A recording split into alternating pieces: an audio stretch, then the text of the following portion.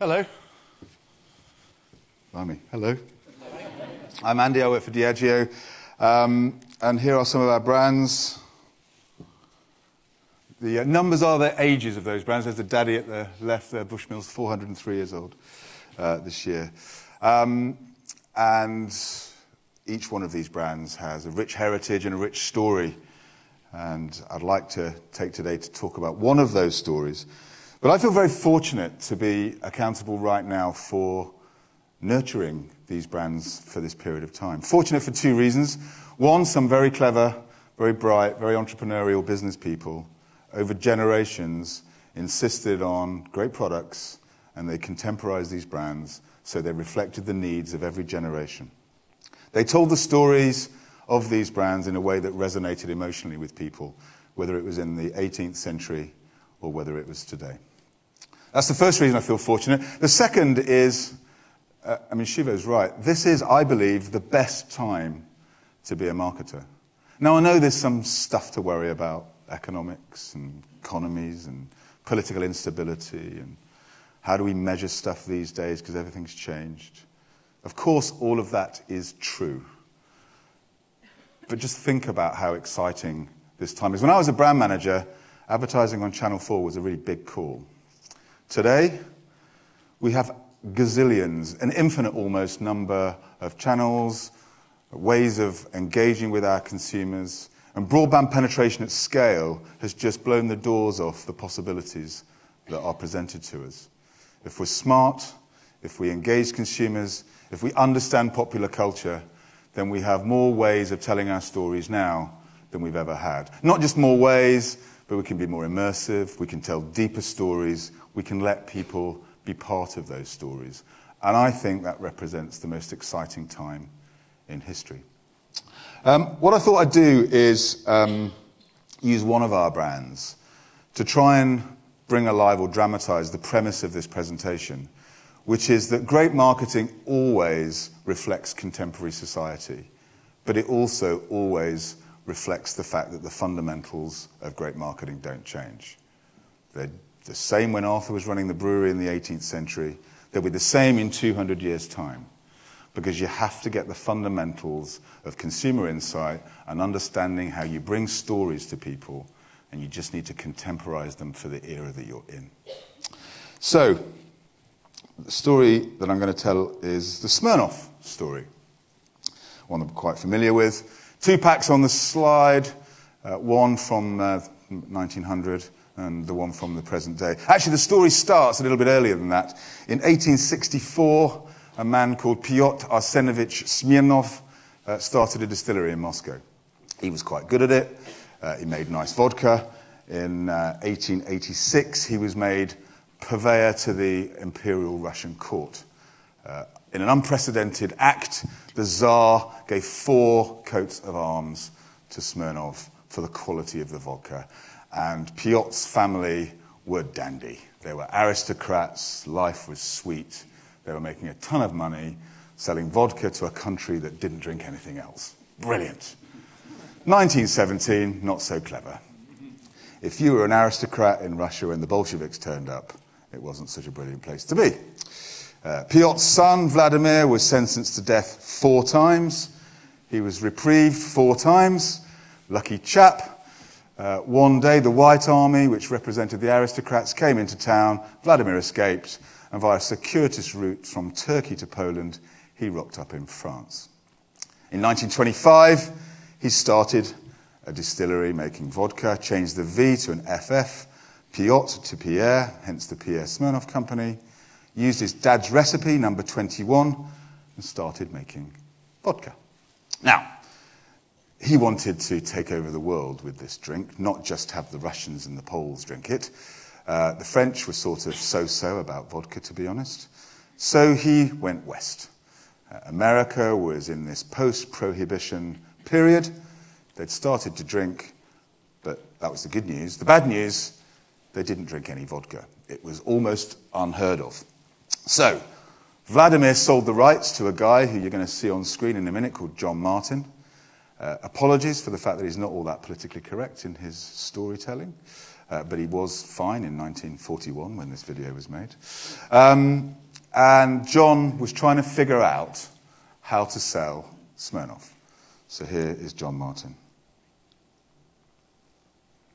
If Smirnoff was to have a chance of competing with whiskey in America, it had to be as a mixer. And therefore, I went to California with Rudolph Cunett, and through him met a fellow by the name of Jack Morgan. Jack Morgan owned the Cock and Bull restaurant in Los Angeles. So he had Cock and Bull ginger beer made for him in Los Angeles, and of course couldn't sell it because Americans didn't like ginger beer, they liked ginger ale. Morgan had a girlfriend, a great, big, beautiful, buxom woman by the name of Oseline Schmidt, who had inherited a copper factory from her father, but unfortunately hadn't found any sale for its products. And so with Cunett, one evening, Morgan, Oseline Schmidt, and I met at the bar of the Cock and Bull restaurant and tried to think up a drink for Smirnoff vodka with ginger beer. We finally came up with the name Moscow Mule. Just how it originated, I don't know. But I imagine that it had to do with a kick. Have a Moscow Mule, please. So the Moscow Mule eventually developed to be a 2-ounce drink of Smirnoff vodka, put in a copper mug made by Oseline, then mixed with ginger beer from Morgan's Cock and Bull ginger beer bottle, and a squeeze of lime. We developed the Moscow Mule in 1940, and then let it go because World War II came in and no Smirnoff was made. In 46 or thereabouts, we started again and franchised Cock and Bull ginger beer and promoted the Moscow Mule. The big difficulty, of course, was to get a bartender to even try it. He'd say, what, drink that stuff? Russian dynamite and drop dead? No, sir. So I developed a scheme to get him to try it. Polaroid had just come out with a camera that took a picture immediately. I bought one, and I'd go into a bar with a Moscow Mule mug, a bottle of Smirnoff, a bottle of Cock and Bull ginger beer, and offer to make the bartender for free a drink if he would just try it. And I said, you know, if you will try it, I will give you a picture of you doing it, which you can immediately take home to your wife. He said, how are you going to do that? And I said, well, that's my business. Just try this drink, and I'll show you. So he would reluctantly sip a little Moscow Mule, and he said, tastes pretty good. And I would snap a Polaroid picture of him. In fact, I'd snap 2. One for him to take home to his wife, and one I would use in the bar across the street. It worked wonders, and of course the press got onto it, and it received tremendous publicity at that time. And no doubt was the key influence in making the Moscow Mule famous throughout America. So, by 1970, vodka had become the largest category of spirit in the United States, and Smirnoff became the largest brand of spirit in the world in 2005. If anybody ever tells you that the fundamentals of marketing have changed because of the digital revelation, please refer them to the video of John Martin. Because what he was doing was getting the fundamentals right, but applying them in a very contemporary way, even using cutting-edge technology as a pioneer, bold thinking, getting the basics right. And that's our challenge today.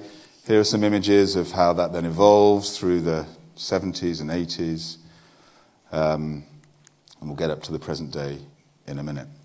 I use 4 words to describe the fundamentals: flair, agility, consumer insight, and execution. Flair, because you can't analyze your way to greatness. I believe in business accountability.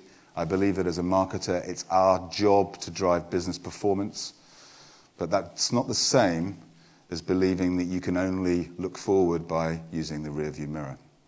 Analysis has its place, but genius and brilliance requires flair, intuition, instinct, a kind of a visceral understanding of where the consumer's at. Agility, was important in John Martin's day, when he was struggling to keep the Smirnoff company afloat in the United States. It's critical today. You could argue that a good idea that you can't do anything with for a year is a bad idea by definition. Perhaps that's not always true if we're in the patent business. But for most of us, we need to move with great agility. And that means having enough information to make a decision, rather than having everything that you could possibly know before making a decision.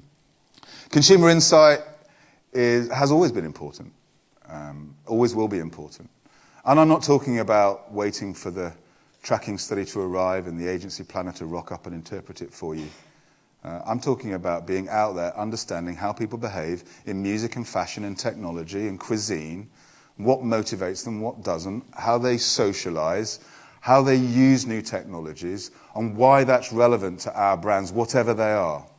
That's critical, right, if we're going to apply the fundamentals in the context that we find ourselves. And execution, because you can't take strategy to the bank. More's the pity. I'm on a quest to ban PowerPoint from Diageo. I'm using PowerPoint, so it's proving quite difficult. But strategy should reside in your head. It's a series of choices that we make in order to go into the market and beat our competition, in order to go into the market and delight our consumers with our stories in a contemporary, pioneering way to persuade them to buy our stuff instead of somebody else's. It's all about execution. And I would argue that great execution can survive a dodgy strategy, but the reverse is not true. So, face, if you like, flair, agility, consumer insight, and execution, I would submit as the fundamentals of great marketing that endure and should give us confidence as we embrace changes in the society in which we live. And those changes are manifest. This is a chart that talks about my industry. Many of the bubbles on this chart would be true, I'm sure, of your industry too. There might be other things that are on your mind. And I could spend an hour on each of these talking about the demographic changes in the world. You know, we've got some countries which have phenomenally young populations, and that's changing the psyche of those countries. We've got other places in the world, like Western Europe and Japan, increasingly China, where the over 50s, over 70s even, are going to represent a very significant part of the population. We need to get our heads around that. And I could talk for that for ages. This is the first generation of people, young adults, that actually care about corporate and personal responsibility. Grad trainees, now number one question at Diageo, what's your environmental policy? What's your attitude to alcohol? Used to be, what kind of car do I get, right? So this generation of young adults have changed, and that is important context for us as marketers. I think the second biggest change in the world right now is the emergence of these new economies. In fact, it's almost patronizing to call them emerging markets these days, I think. This is an image, in fact, it's three images from the Pudong area of China and Shanghai. I'm going there next week. That was 25 years of transformation, reflecting urbanization, GDP per capita growth. It's extraordinary. And it's not just changing the opportunity for marketers in those countries. They now represent 34% of Diageo's business. It'll be 50% in 3 to 4 years' time. It's not just that. It's the way these countries, China, India, Brazil, Mexico, Vietnam, Nigeria, are changing culture everywhere. Music, fashion, film, cuisine. The way that we make choices. And I think this is a very vibrant part of modern culture. But as marketers, it's our context. Don't understand this, and how can we possibly apply the fundamentals in the most contemporary way? How can we possibly tell our stories in a way that will compel? Of course, the one I want to talk about is the impact that technology is having on us as marketers. I think it's the most profound change since the invention of the printing press. It's being broadband penetration at scale, whether that's on a phone or on a PC or another device. It's that profound because it doesn't just change what brand marketers do, it changes what people do in society. The way they make friends, the way they talk to each other, the way they socialize, the way they share ideas and information. And it's a big deal. And I suspect that every single person in this room has been on to understanding that this is a big deal for several years. Right? I really hope that. Because we should now be in the third or fourth wave of trying to understand what we do as marketers to leverage technology to our benefit, to tell the fundamentals, the stories, but in a way which is appropriate for the context that we're in.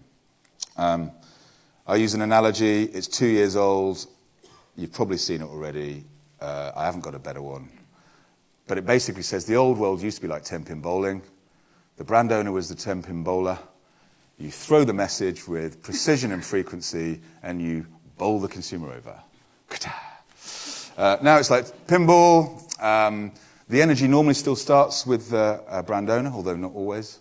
But then consumers ping the message between them, adding or dissipating energy, either making the story better or discarding it to the trash can because it wasn't compelling. Eventually, the message comes back to the brand owner, and if we're smart, we put it back in play, and we allow consumers to kind of continue to build, engage, and drive resonance for that story.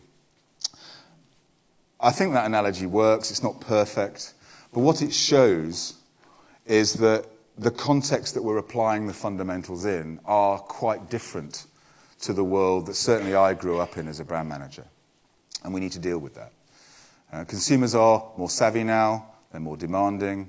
They have an expectation that they'll participate in our brand stories. And if we don't allow that participation, because we're scared about intellectual property, or we want to control, or whatever other reason, we want to be able to measure to the last decimal place exactly the impact of our paid media, then you know what? The consumer will just go and engage and participate in somebody else's story. And that's why we need to be quite bold in this era, because we've got golden rules that have survived for 40 or 50 years, which are rapidly becoming redundant. The shift from paid media to owned and earned at Diageo is at breakneck speed. And in the owned and earned space, I'm not quite sure how to evaluate it all just yet. We're kind of trying to figure it out. But if you don't jump anyway, somebody else will, you'll lose market share, and you're toast. So let's jump, is kind of what I say to the guys at Diageo. Back to Smirnoff. So, fundamentals remain, same brand, same product at its heart, same story really. But how do you play that out in a contemporary way? I'm going to show you another couple of videos actually. One is an internal video which was made about a year ago, in fact a bit less than a year ago, describing what 2011 would look like for the Smirnoff brand marketing program, the big program.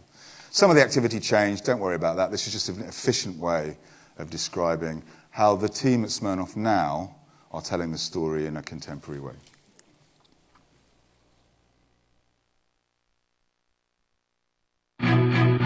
If 2010 gave us the day the world swaps nights, then 2011 will be the year the world swaps nights. Introducing the Nightlife Exchange Project 2011. Our goal, to engage 10 million people in over 30 countries and to make the exchange work through the line, on and off trade. To do that, we won't just exchange nightlife on one night, we'll do it 365 days a year. It all starts in July 2011 with a global news conference hosted by high-profile nightlife curators. They announced the Smirnoff Nightlife Exchange to occur in November in more than 30 countries around the world. But this year, we're doing it bigger and better in every way, with more headline talent, more power given to the consumer, amazing drink experiences, and more connections on and off trade. The press conference also marks the launch of the Nightlife Exchange app, a branded, borderless platform that allows people to take the pulse of the world's nightlife wherever they are. The app itself is simple. Just download to your phone and do what you do already. Go out, take pictures, send tweets, check in at local hotspots, have fun with your friends. Through the app, our consumers will exchange and vote on the most interesting nightlife happening around the world in real time. And the nightlife that gets the most likes will be the nightlife that goes in the crate. From August to October, our consumers help us shine a spotlight on some incredible things. From an undiscovered punk band in China to projection mapping artists in Brooklyn. To drive local participation, Smirnoff awards exchange grants to consumers, letting them create their own Be There experiences. And in another twist, this year, we'll let our consumers decide which country they want to exchange with. November 2011. The world swaps nights again. This time in twice as many countries, with millions of consumers participating. Smirnoff fans around the world see their top-voted ideas executed on a massive scale. But of course, we have a few surprises of our own. 6 headline acts on 6 continents anchor our events. And to make sure the experience is seen by millions, we're partnering with MTV to televise the performances in a live, global broadcast, truly putting the Nightlife Exchange on the world stage. In H2, the Exchange lives on. The crates go on tour to bring the experience to even more people. Our consumers keep sharing their nights through our app. Limited edition collectible packs hit the shelves, and we may even ask our consumers to help us create a new flavor based on their culture. In 2011, the Exchange is going bigger, better, through the line, all year long. The Smirnoff Nightlife Exchange Project. Be there.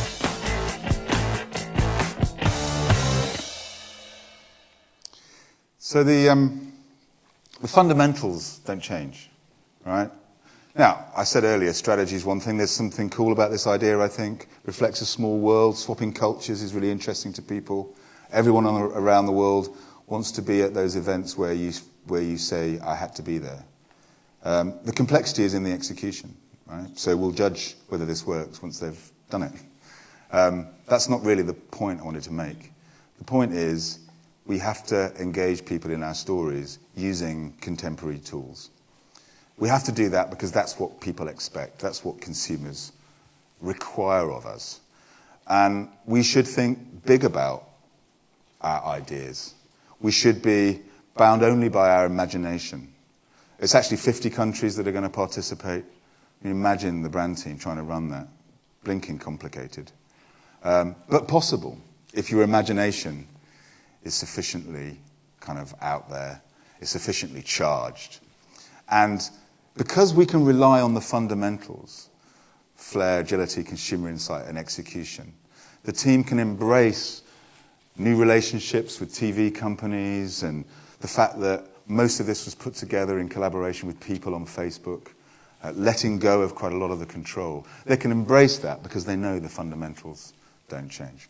I'll just show you one spot. There was a nice thing the guys did to launch this, which was do a deal with Madonna, which is the kind of deal she'd never done before. So instead of sponsoring her tour, which is what she would normally sell, she's agreed to be part of our program. Why do I share that? Because that reflects the inflection point in the music industry as well. Live Nation, who are responsible for the 360 program for Madonna, and the artist are prepared to have a completely different conversation to the one that they would have had with us 4 or 5 years ago. So this is a traditional piece of advertising ran worldwide about 4 weeks ago.